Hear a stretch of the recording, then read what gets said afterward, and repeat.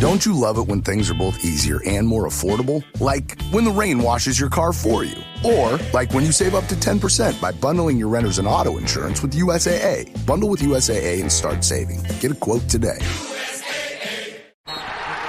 It's time for basketball, and Uber Eats is dropping deals on game day favorites to keep you locked in on the action. Like when you're craving a buzzer beater, but also buffalo wings. Or when an upset makes you want to ugly cry into a pizza. And right now, Uber Eats has game day deals from Burger King, Buffalo Wild Wings, KFC, and hundreds more local favorites. So you can keep your eyes on the ball and your hands on a burger. Order now, only on Uber Eats. Product availability varies by region. See app for details. Okay, we're about to go do some heavy lifting today, picking up some ground coffee, and of course, we take safety seriously at the It's Just Coffee podcast. What are we doing? We're going to do some pre-activation drills, so hands out nice and wide like this. Why? We're going to do some pre-activation drills. Just what does that mean? Do you listen to your instructor, please? Okay. Go. All right, so nice squat down like this and back up. Yep. Nice squat down, back up like this. Okay. Okay, some technique improvements we can make here. So, all right, so one more time, just down like this. And then, yeah, nice looking. Oh! This is the It's Just Coffee podcast. I'm Kirk Pearson. And I'm Rowan Cook. And it's just coffee. It's coffee.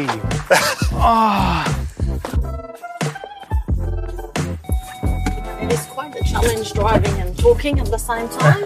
It's multitasking at its best. All right, we are coming in live from the hot box. We are in the van, and it is hot. Yeah. But it shows how much we give to our listeners because it's a 35-degree day, and we're sitting in a van with basically no air conditioning, so you have better sound quality. Yep. But we're back with the pod. I'm Rowan Cook. I'm Kirk Pearson. And it's just coffee. Now, have you ever wondered what happens to old coffee grounds once they've been used? Or even what happens to leftover coffee bags once they've been bled dry? Today we're in the field reporting live from Melbourne with Beatrice from Reground. Hey, welcome to the podcast. Now, Reground collects and processes used coffee grounds from cafes and coffee roasters and repurposes them into compost and fertilizer. They've diverted over 2 million kilograms of waste. We have. They've diverted over 2 million kilograms. That is insane. Today we're joining them for a little pickup route. We're going from cafe to cafe around Melbourne and then dropping it off. All right, let's get into it on the podcast. I'm excited. We are. And I'm sweating so much. You can probably see. Yeah, you are sweating like a pig. Same. Beatrice, I'm sorry that you have to sit next to Kirk. He's probably emitting old... I mean, you're used to old coffee grounds. No, you're used to old coffee ground bins, but how is it compared being next to Kirk? I mean, it's on par. On par. She gets it. Yeah, we're onto it. Now, before we kick off, just first of all, could you give us like the 1-minute elevator pitch on Reground, what it is you do? Yep. So Reground, like you said, we're collecting coffee ground and soft plastic from cafes, roasteries, and a lot more and more corporate around Melbourne. So we started about 10 years ago. Then our founder was working at Padre, and she started, it was really breaking her heart putting the coffee ground in the bin at the end of each day, coming from Denmark and, where the recycling was so advanced 10 years ago. So she started wheeling the bin to Community Garden around the corner, and then Padre took on the initiative, and then from there we grew to what we are now in 10 years. Now got 350 partners around Melbourne. Wow. Yeah. Solid. So diverting, we got 3 vehicles on the day, every day, diverting, about 1 to 2 tons of coffee each. So, Each day? Each day. Wow. So that's like 2 tons across the business daily. 3. Yeah. 3, okay. Yeah. Wow. Yeah. So what exactly is it that you remove? So it's not just ground coffee, is it? No, so we do ground coffee, chaff, and soft plastic. So the coffee ground and the chaff are going to community gardens at the end of each day. So directly from you to the community. So no processing, nothing comes back to our facility. And the soft plastic is getting turned back into plast oil, and that is all done in Dandenong through a third-party facility. Oh, right. Now, I heard that's quite difficult. How do you recycle these plastic bags into plastic bags again? So it's actually done through a process that is called pyrolysis. So they actually boil the plastic back down to an oil, and this oil is meant to replace virgin plastic oil. So at the moment, up where they are, it can replace up to 70% of the virgin plastic oil in soft plastic production. Oh, that's quite high. It is pretty high, and Yeah. hopefully it goes to 100% at some stage, but at the moment, 70 is where it sits. Yeah, amazing. Now, just a little insider information. This is round 2 of us doing this in the hot box. Yep. We drove from the depot down to Industry Beans first. We just Yep. came back from Industry Beans. Lovely folk there. First time you've been in that space? In that new store, yeah. Kirk they've was moved. impressed. Yeah, no, I was. It was very clean looking. The staff were really friendly. They did clap back at me a little bit. I was making fun of the Melbourne Magic, which was Katie's coffee order. So, Katie, I'm very sorry. That's all right. She took it on very well. But now we're heading over to Seven Seeds. One of the Correct. OGs. We had Mark Dundon on the podcast a little while ago. We did, and I'm in regular communication with Mark about a great many things. So, Sorry guys, my phone just, that's the fun of a live podcast, is that the temperature on my phone is too high, so I don't have my map up. oh, don't worry, I can direct Yeah. you there. I know the Thank way to you. Seven Seeds. Great. Go straight from here. Thank you. In 100 meters, go straight at the lights. Oh, you got a new calling. Yeah, you could yeah. be the voice. You Call me could Siri. be the voice. Call me someone. Siri. Call me Alexa. Whichever one. Or call me Sweaty. I don't know. Now, question for the bot. If we turn this aircon up, is that too loud for the VO? What do you reckon? Well, it's not, but I say we have it off just for like. I'm committed to the sauna. Okay, Yeah. he's I'm committed to the sauna. We need to do a cold plunge after this. We're just Yes. modern people, Yeah, you just know? hose me off like a sweaty pig that I am. How do you stay ahead of the curve in such a rapidly evolving industry? Because, I think there's a lot of conjecture about recycling at the moment. Some people probably don't understand, understand it entirely. Yep. So, how do you stay ahead of the curve at Reground? Yeah, that's a really good question. I think there's two answers, like two parts to the answer for that. So I think first is really to communicate with our partners. So we're always in touch with our customers to see what they need, like what challenges do they face, like where is their recycling needs at the moment, and just really have our finger on the pulse on that and constantly be in conversation with different people from different industry that we work with. So that's definitely number one. And then it's also about staying true to our values. So obviously we've been operating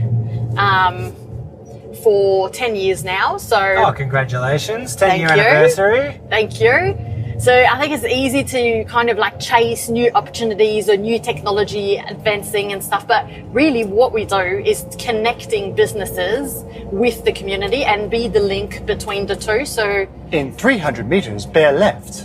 thank you. Great. Sorry, pardon the interruption. No, all good. So yeah, just remember what our mission and purpose is, which is really, being the link between the coffee community and the Melbourne community and the gardening and all of that. So we just really stay true to it, and it's very convenient that our initial model is very, very circular. So we just, stay put and keep doing the good work. And Melbourne is the garden state. I mean, we're driving around past Melbourne University. We've got Princess Park here. The zoo's just down that way. So yeah, it's very important in a city like this as well. Yeah. To keep that circular Yeah. economy going. Now, one of the hardest things I find with like recycling and all these kind of things is lack of knowledge, lack of education on Yep. stuff. What are some of the biggest misconceptions about recycling and the circular economy that people have? And how are you addressing that? Yeah, I think there's a lot of misconceptions, and that is like due to the fact that there's a lot of greenwashing. So there's a lot of information bombarded at all of us every day to just tell us this is the new dream solution, or this is what you should be doing. Or I think it's very hard to discern what's real and what's not. So my number one, I think, advice for anyone would be to ask questions. So don't be afraid to your waste contractors or your new coffee cup initiatives or whoever it is, or even, your Tetra Packs, or just ask question. Is it recyclable? If so, how? Like, what happens to it? Like, where does it actually go? Because if the business is truly kind of truly cares and truly circular, they'll be very happy to answer these questions. So I think that's it. What's some ways that like home brewers, for example, can sort of contribute to in the same ways that the cafes that you work with do? Well, if we're talking about coffee grounds, I think just putting your coffee ground back into the soil at home, if you've got a little bit garden, is a good idea. Otherwise, plan B, because keeping it as local as possible, so in your own garden, is like the top number one solution. Otherwise, you obviously want to put it in your organic fruit and organic bins if you're lucky enough to have a council that collects it. But now, with food and organics, now obviously it's better to put your coffee grounds and foods and organics into that bin, into your composting, into those kind of things. Yeah. But a lot of people don't know this. It's actually bad for the planet to put it into your regular waste. Beyond just not composting it, it's actually... Is it the way it breaks down? What it is the way there? It breaks down. It's the fact that when you send any organics to landfill, it doesn't have the oxygen it needs to break down, so it creates carbon dioxide, which is very, very damageable for the environment. So we hear a lot about not putting plastic in the bin, and I think we're very mindful in general not to put plastic in general waste. And try to minimize our use of plastic altogether. But there's probably an insufficient, kind of like education around is that organic waste are damageable in the general waste here. Yep. Yeah, cool. It's important, and it's like kind of part of the education that we try to... Taking first, right. Perfect. Now, Beatrice, you're doing such a good job. Yeah. We've got her driving. She doesn't have her maps up. We're changing. It's also, you're driving manual. You're driving stick. Stick is so she's driving it's a stick art. while trying to get interviewed. Yeah. This is very impressive. Thank you. It's actually a very fun fact, but when we hire drivers, it's becoming increasingly difficult to find people that drive manual. It's a dying skill. Yeah. Now, do you have... This isn't an electric vehicle, is this one? This one isn't, but we just purchased our first electric vehicle, so unfortunately we don't have the keys yet, because I would have loved to take you out in that new shiny vehicle. Oh, that would have been great. But that's all right. All I care about is being here with you, Beatrice, I'm more than content. How are you going on the sweatometer, Rowan? I've pulled down a little bit. It got a little cool, but tell you what, have a look at me. It's hot. You were beating. You were sweating like the pig that you are. Yeah. Beatrice, you look great though. Yeah. Don't worry about you. You haven't. You haven't like sweated I'm a dot. I'm sweaty. Now, do you reckon we're here at Seven Seeds, one of Melbourne's most iconic cafes? If you're not from Melbourne, make sure to come and check these guys out. They're one of the OGs to do it. That big beep in the background is just the car. It's not a warning saying don't listen to him. Just one of the fun things you get when you're recording live from that. So what are we going to do now at Seven Seeds? What's the plan? Seven Seeds, so we do collect soft plastic and coffee from them. So we're going to pick up a nice clean bin for them and go pick up their full bin and now just they're do a not swap roasting around. here, so no chaff. Exactly, That's correct. All right, guys, we'll be right back with our pickup from Seven Seeds. All right, we're back in the van after Seven Seeds. Picked up 2 big old 80-kilogram bins of coffee. They produce. You made me do all the work. Yep. Once again. And Beatrice. Right. Yeah. You guys are born for this. All right. So, Beatrice, I'm curious. What are like your top 5 tips on adding to the circular economy, that people can do at home? So, like the 5 best things you can do to contribute. Five. Okay. There's the good old reduce, recycle, and sorry, got phone calls coming through. So essentially you want to avoid as much as possible. That's always what we say to people. So if you can look up where you get your food from, where you get your, is everything wrapped into plastic? Obviously, that's one good place to cut. But then also just being really mindful on where do you things go. So put everything in the right bin. If you're unsure, just a little good old Google will help you know that. Just know your streams and know how you can recycle essentially. So reduce first, but recycle as best as you can. And I feel like sometimes there's a lot of there's a definite lack of education around how to best recycle. So you have to self-educate, but it's definitely worth it.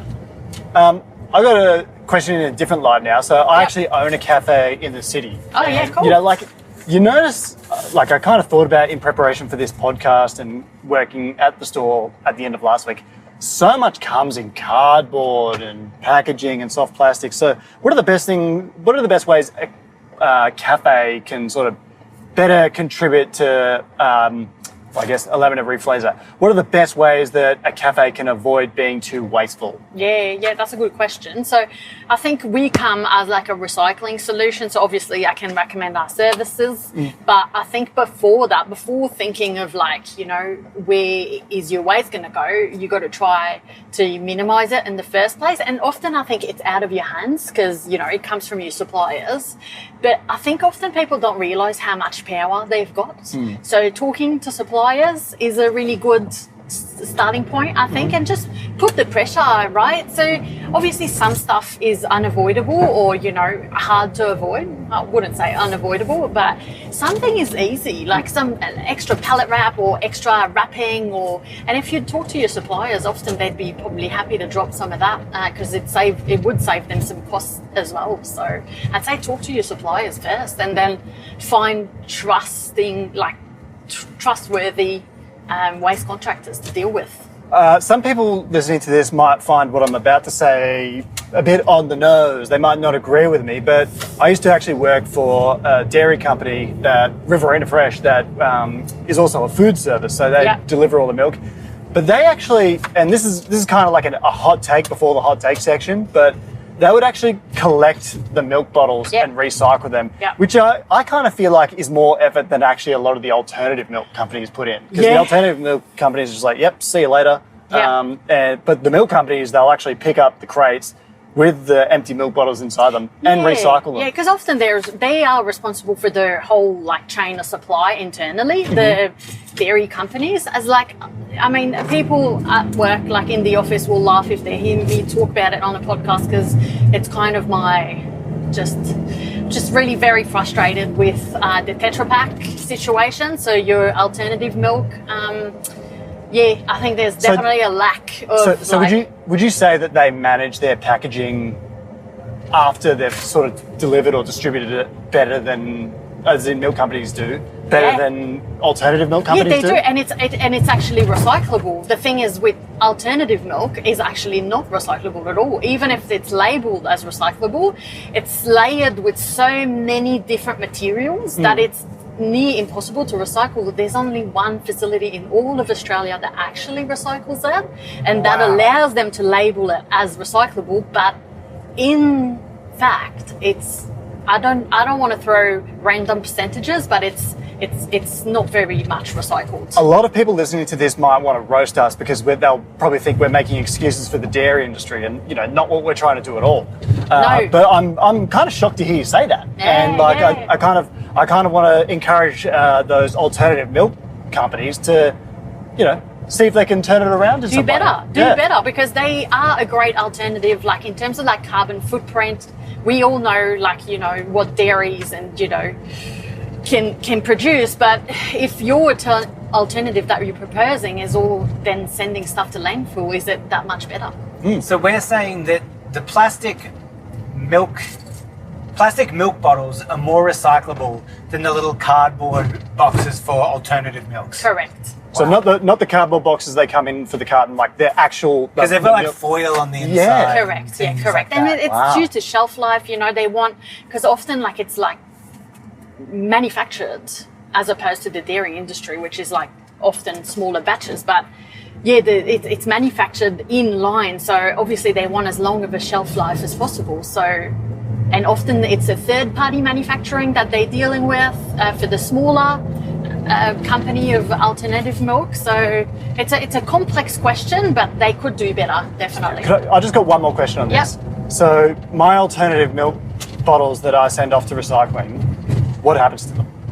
Well, if they're not recyclable, you've learned. Ask the question. Yeah, but what like if they're not getting recycled or they're not able to be recycled, does that mean they're just going to landfill? Yeah, probably. Every single one of them. I mean, you should call your council and ask them, because each council deals with different waste companies. So I don't want to answer for them, but I would say that a lot of them ends up in landfill. Yes. Wow. So this is one of the big takeaways that I'm getting is we all need to be more vocal, ask more questions, whether it be a supplier. I feel like we live in a world where we're just like, we get offered what we're offered and we try to pick companies that are doing the right thing. Yeah. But you also have the power just to call up and be like, hey, what happens here? Yeah, correct. 100%. Which I get is time consuming and, you know, we're all busy, but it is good just to ask those hard questions. Now, as someone who works in the field, how do you feel with all the conjecture that is around environmentalism and all that kind of stuff? It feels like it's almost become a religion. Like, there are some people who believe in it and there are some people who aren't. It feels a bit crazy to me. It's like, we've got science and facts out there, but there seems to be two sides. Yeah, it's just like, as a person working in the field and just like spending all my days on this, it's very disheartening to hear people like that do not believe. But I think it's got to do with cynicism as well. And when things like Red Cycle or, you know, things like that, or people saying that their councils are picking up the recycling and then tipping it at the same truck as the general waste, like it's disheartening. So people kind of stop trying and even stop believing, which is really sad. And we shouldn't do that, but I can understand to an extent. Now we're about to pull up to Street, I believe. Yeah. Now they're also another purpose-driven company. Do you have a little bit of an insight around what they do? Yeah, well, Street is training people to re-enter the workforce. So that's their main motto. So they are helping people re-entering the workforce in hospitality. So they're great. We service all of their venues. They got about, I would say 8. Yeah, but, nice. You So know, we got a few in the city as well, don't there's they? a few in the city. There's a new one that they just opened at Vic Market. So they've got a few around, and it's a great company, great mission. Yeah, all around, very, very nice. So we're going to see what they do, where they are. Got to focus here. So, as we'll just to enlighten you again, listeners. Maybe you're tuning in late, but we're actually on the move right now. So Beatrice has to manage answering these questions, thinking, and trying not to crash the car.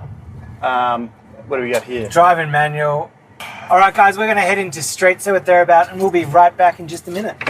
We would like to thank our partners again from EcoBarista. www.ecobarista.com.au if you would like to get 15% off your first order. Do it today.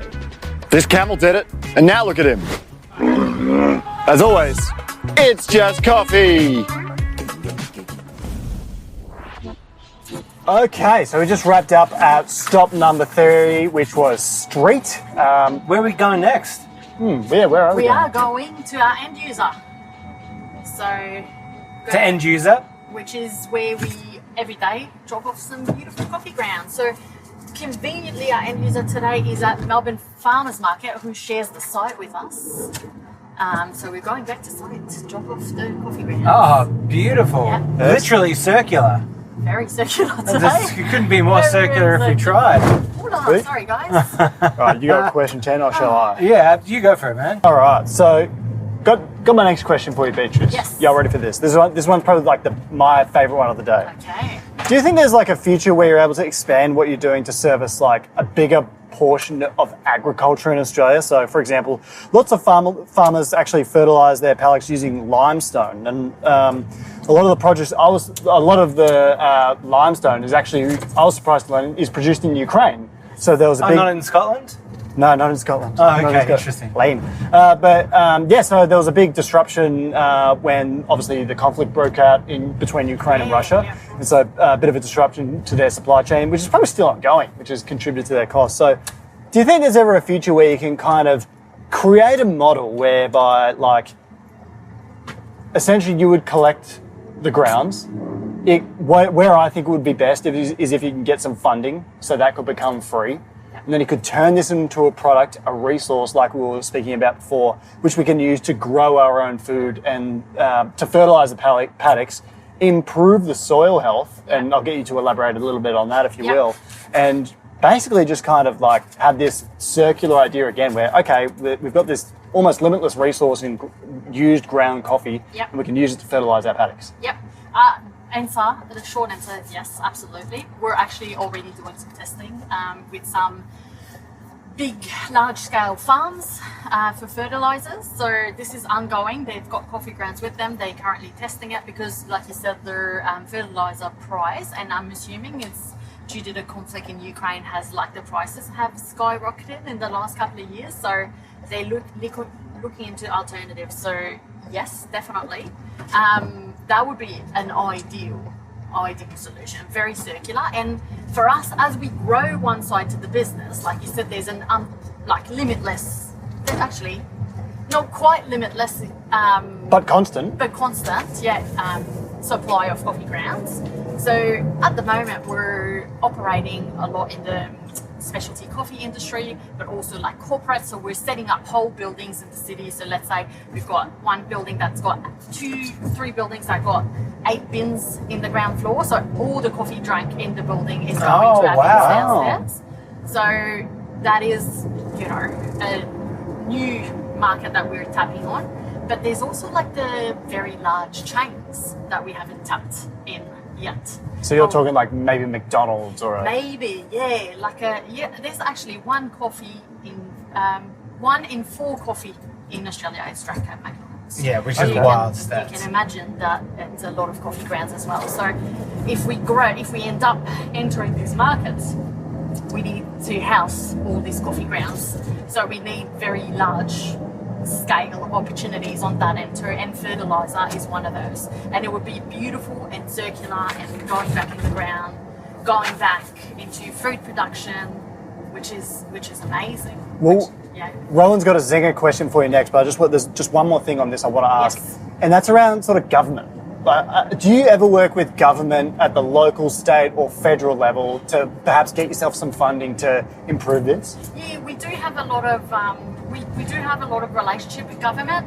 We're not a non-for-profit, we're a social enterprise, which is slightly different. So it means that we generate profits, but the profits that we generate is put straight back into the business for our mission. So we're not dependent on any funding, but we do have good relationships with the likes of like Sustainability Victoria and such. But I think on top of like public funding, there's also like an opportunity with like those big corporates that have like a responsibility for their waste. So if these guys could, pay maybe a little bit more than the small guys, we're trying to also review like our pricing to kind of scale it depending on what size business you are. So it's kind of like the traditional model will be the more you consume, the less you pay, right? But we're trying to do it the opposite. So get the big guys to pay the real cost and be able to discount for the smaller businesses. Nice. Yeah. Well, for those listening at home, we got off Hoddle Street. We're pulling onto the Eastern Freeway, and I tell you what, if you're from Melbourne, Hoddle Street is one of the most avoidable places that you could ever think of. Yeah. It's a shocker.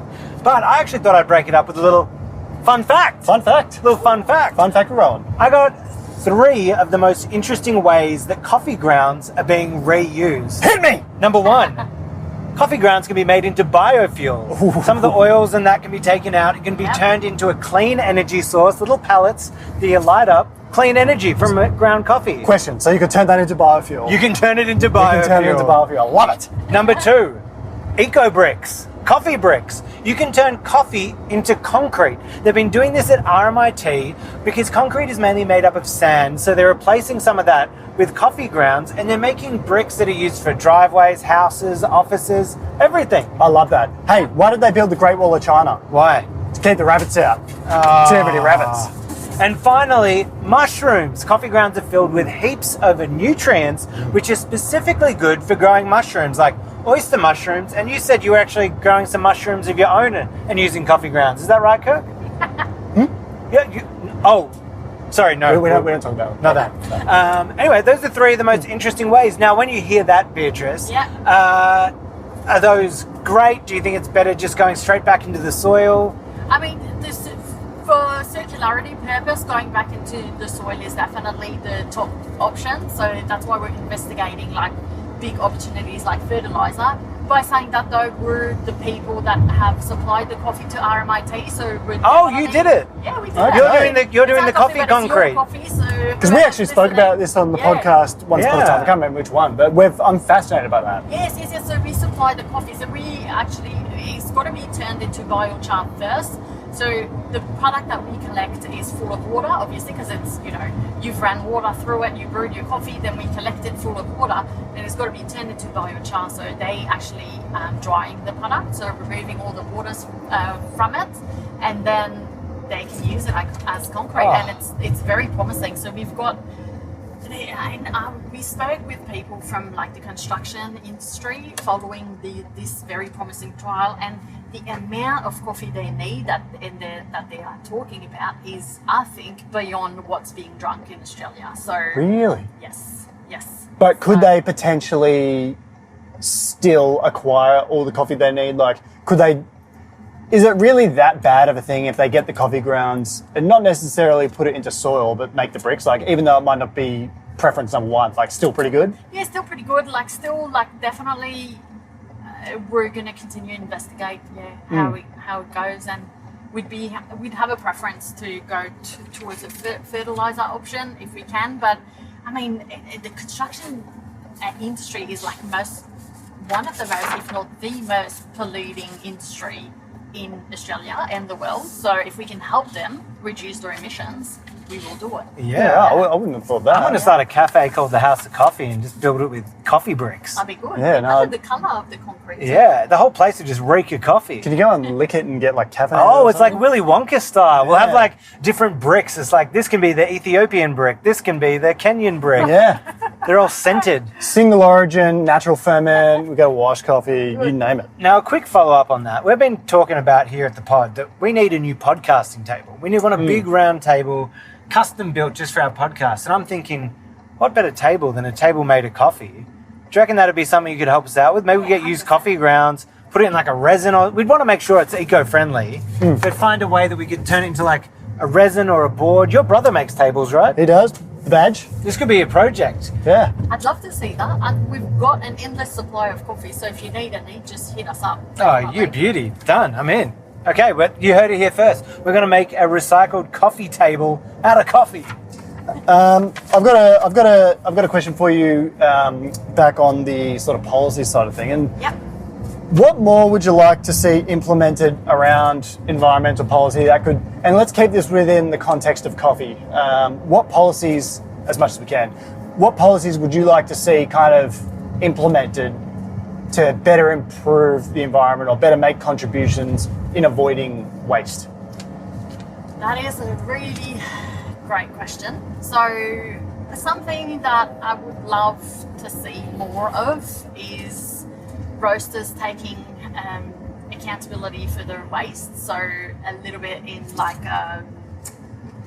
we've got a few roasters that we work with, shout out to them, so Singolo and All Press, who actually provide the service for free for all of their accounts. Wow. So that's great. That's That's good. a really good product stewardship model. So it's a tough time for roasters. So definitely it's not a like shaming for those who can't do it. But moving forward, I think it's the future of coffee to be able to do that. It's the future for a lot of things. So it's essentially the CDS, like the way you return your cans is a product stewardship model. So it's like the big industries like Coca-Cola and stuff. They are the one paying for the can. It's actually doing the same within the coffee industry. So you produce the waste. This is your product going out there, and you care about its end of life as much as you care about where it comes from. And that has to be commended as well. Like, shout out to All Press and Singolo, did you say it was? Yeah, for doing correct. that. That's going above and beyond. And, it's something that, you probably don't find out in everyday life, but obviously we're in the podcast business, we're in the coffee business. Shout out to them. That's excellent work. Shout out Singolo. They always take care of me when I've gone in there. Yeah. Up in It's good joint. Yeah, they're great. And so it's been great doing work with all of the roasters, because even those who can't do it right now are still having the conversations with us, because it's still an end goal for a lot of the roasters. I know, but profit margins are tight at the moment with the green beans going up, and but I think that's probably the next step. Yeah, that's a good call. Now, garbage collectors on the streets taking the recycling bin, heaving it into the regular waste bin. Happens all the time. Am I missing? Is it split up in there, or are they just lazy and doing a dodgy? No, they're most likely doing it dodgy. I don't know of any trucks that separate the waste internally, but if you see it, it's so disheartening. I call you council, because the councils are the one outsourcing this work, so they would want to know about it, to be honest. So yeah, I'd definitely call them up. Look, and because I call it out, I've been saying it recently, we're doing like the organic food waste bins, the composting. It's like, some of this stuff can get annoying. So many fruit flies, but I'm trying to do the right thing. And then it's like you do all this work to try to split it up, and then you see it just being all tossed in the same bin anyway. It's annoying. It is. And we've seen some of like our competitors. We don't really have like competitors that do exactly what we do, but like some of the waste contractors starting to sell services like as if they were picking up the coffee grounds separate, but they only got one truck. So there's not really much oversight, integrity within that, really. I mean, no, it's a pretty interesting industry to be operating in, because we're operating obviously on the fringe of like the specialty coffee world, but we're all operating very much inside the waste industry, and it's definitely an interesting world. You were talking, when we first started this journey, you were talking about how your founder is actually from Denmark, which kind of elicited a memory of mine. So I actually travelled to Sweden in, I think it was 2017. And at the end of every like cul-de-sac, or like at the end of every street in Sweden, I think there's something like 7 or 8 different recycling bins. So you've got your own general waste bin at your house, but at the end of the street, there's the 7 different recycling. So it could be metal, it could be glass, could be, soft plastic, you name it. Cardboard, and they've got like this really strong culture of adhering to that. So if the people I was traveling with, they said, look, if you put something in the wrong bin, one of the neighbors, if they see it, they'll come over and yell at you. Yeah. Like, they're really, really into that. Sweden actually imports rubbish and burns it for electricity as well. So they're like, that's interesting, and I'm not sure that's like an environmental strength. But anyway, let's stick to the recycling part. So do you think we just don't have a great culture of recycling in Australia? Could it be better? Yeah, it could be better, but all of that starts from education. And if we're not educated properly, if the government doesn't educate, and it starts very early on, like at school. We need to do it. And I've been speaking for the collection side of things, which is my department. But we've got a whole team at Reground that just does that, educate people, educate businesses on how to do better. So it's all about education. We could definitely do better, and it's the frustration of like, one of our drivers from Japan, where they have a lot of streams like that, and they are very, very kind of mindful of where they put it. And the mushroomery. They are growing the mushroom. Oh, wow. So guys, we're just pulling back into the lot. So you actually share this space with who we're dropping it off with, is that right? That's correct. So This is Melbourne Farmers Market kind of own this part of the site, and they grow a lot of nice produce. You'll see them as we drop it off. So they were in need of some fresh coffee this morning. So yeah, here we are to oblige. Let's just, sorry, go on. I was just going to say, and where does the soft plastics go again? The soft plastic goes to Dandenong, so it's a company called APR. So they've been doing that pyrolysis recycling for a little while now. So they're doing really good work, and hopefully scaling it up in the next few years as well. I'm just going to ask this last question here. We'll get it all sorted. So how can listeners of this podcast help you in your mission? Oh, that's great. Good question. If they're within the coffee industry, just hit us up. We'll just have conversation. Always happy to help you out, help you do better. It doesn't have to be through our services. It can just be like a casual chat to just give you some information. We love a chat. Come see us at MICE as well. We'll be here this year. But you can come on a run with us even if that's something you would like. Or if you're just like a keen gardener, you can book a delivery for free coffee on our website. We're always looking for that. So what's the website? Reground.com.au. Okay. So if you're in Melbourne, Sydney, is it operating in Sydney? Melbourne for now, Sydney next. No, this year, 2025, Sydney 2025. Yeah. Okay, all right. Bit of hot goss. Yeah. Well, thank you so much for letting us come on the journey. Absolutely. We've been through some adversity today. It's been hot. We've had some of the files getting corrupted as we film. We've been sweating. I think I've finally reached weight after sweating it all out. Yeah, you might. I might finally be there. This is like a boxer or a UFC fighter cutting weight for one of their bouts. But look, I've learned a lot today, and I hope there's some things that a lot of the listeners have learned, and maybe some change that we can kind of help create within the industry. Like, I'm certainly thinking of, I'm going to go call my council and be like, well, yeah, this guy's combining all the rubbish in one bin. Not on. And, you know, like, let's see if we can try and encourage some of the alternative milk companies to improve as well. My big takeaway was, like, just don't be afraid to ask the questions. Ask your providers. Ask where you're buying from. Where does it go? What happens to it? That's all. We need to take that bit of responsibility. We all can't be educated on everything. No. But it's not hard just to ask the question. Correct. And just let's keep the conversation going. That's how we changed things. Yeah. All right. Thank you so much for joining us, Beatrice. Thank you for your time. If you guys want to reach out to us, hit us up at hello@itsjustcoffeepod.com. You can find us on all of our socials. We love hearing from you. Send a hot take into the email if you can. And you know what really helps? Jump on the old potty. What do you reckon this pod was out of 5? 5-star pod? Yeah, 5 stars. Give it 5 stars. Leave a nice review. It really helps us out. We want to get this out to as many people as possible. Especially this message. Yeah, especially this message. So give this one, if it's not any of them, just give this one a honking 5 stars. And tell 2 friends. Tell 2 friends. Tell 3 friends. Tell 3 friends. We can spread this thing like wildfire. Get the information out there. Let's make some change. All right. I'm Rowan Cook. And I'm Kirk Pearson. And it's just coffee. Come on, Beatrice. You got to get on that, okay? So I'm Rowan Cook. I'm Kirk Pearson. And I'm Beatrice Roy. And it's just coffee. I screwed up on that one, but it was still good. It was still good. We'll roll it. All right. All right, thank you guys. Cut. We doing cut?